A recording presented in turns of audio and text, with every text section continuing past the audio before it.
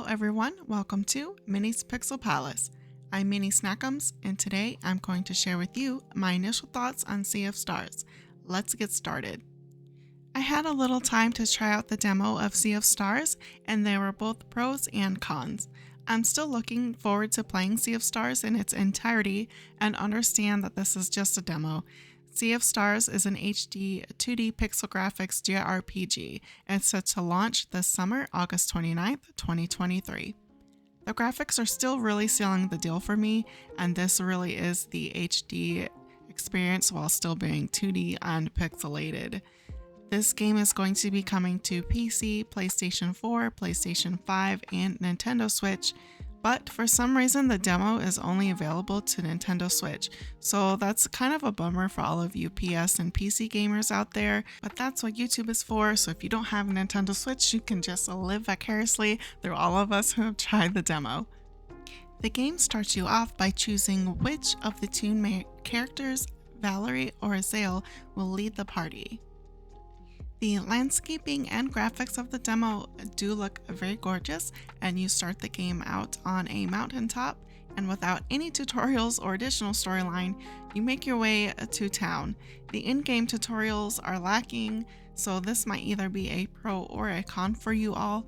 I myself enjoy a little hand-holding, but on the starting screen there is a how to play, so I appreciated that and gave it a once over once I figured out I had no idea what I was doing.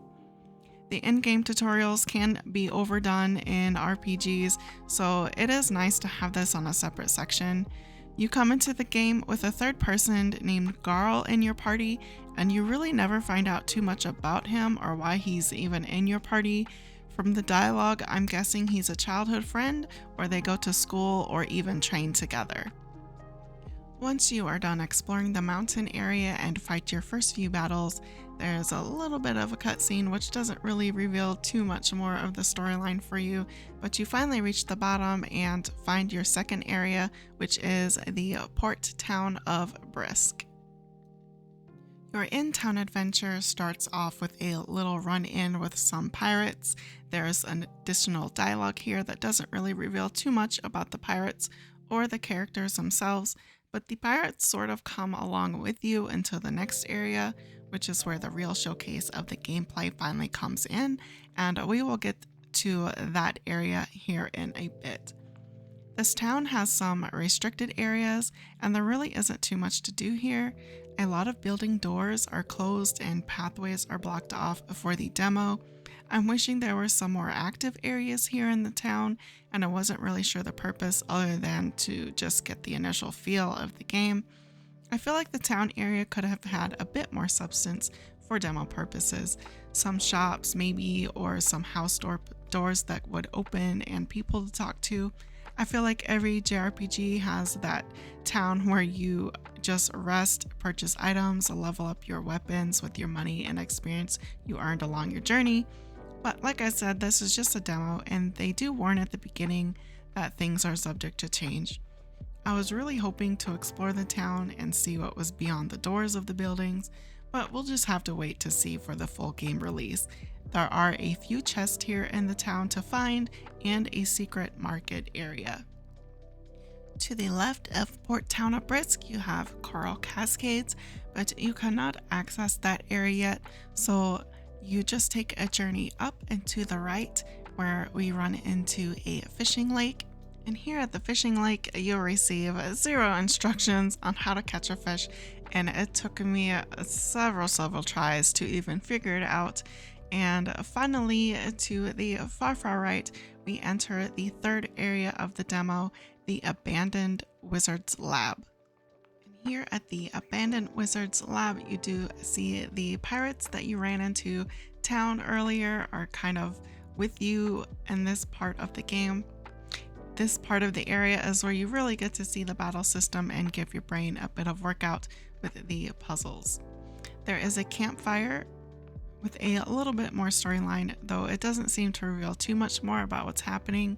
Here you can cook up food, get a bit of rest, and save the game before starting through all of the puzzles in this area. At this point, I still don't know why the pirates came with me to this area and why Garl is in our party. I'm suspecting he's the main character's best friend. I did have lots of fun figuring out the puzzles in this area. I'm not normally too great at puzzles, so for me, they were difficult enough to where I put the game down for a bit and then came back the next day, but it wasn't so much that I didn't want to keep playing the game. The battle system is wait time, which is my favorite.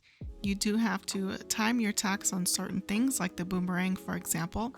It will just keep attacking if you get the timing of the buttons just right. Valerie and Zale do have some combined attacks and healing. I didn't really know what was up with the item roll things that are above the enemies' heads. At one point I did notice my Moonerang attacks grayed out the Moonerang icons above the enemies' heads. I'm thinking this is some sort of break system. Maybe if you gray out all the icons with that certain attack, the enemy is weaker or broken. I'll have to do more digging on this myself. I didn't want to reveal too much in my initial review, just in case anyone wants to figure things out for themselves. I still found myself missing an in-game tutorial or something at this point, some hand-holding, but that's just my personal gaming preference. All in all, the graphics were on point with what I had hoped for. The in-game tutorials were non-existent, and areas were lacking in the port town of Brisk. But this game, of course, is still in development.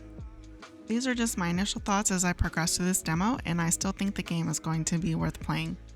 I'm hoping they beef up the storyline and dig deeper into each character's development and personality, who they are and why they are that way. I'm really wishing they would have given us more of a taste of why the characters were even traveling together. I just kind of wish they would have given us a little bit more storyline tease to look forward to. Let me know your thoughts on this demo, if you played it, if you feel like they could have revealed more about this game in the demo, or if they revealed just enough to keep us interested for more. As always, don't forget to give a like and a subscribe so you don't miss out on more demos like this. If there's a pixel game you would like for me to try out and give my initial thoughts on, let me know in the comments below. Thank you for watching, and I will see you all next time with more content.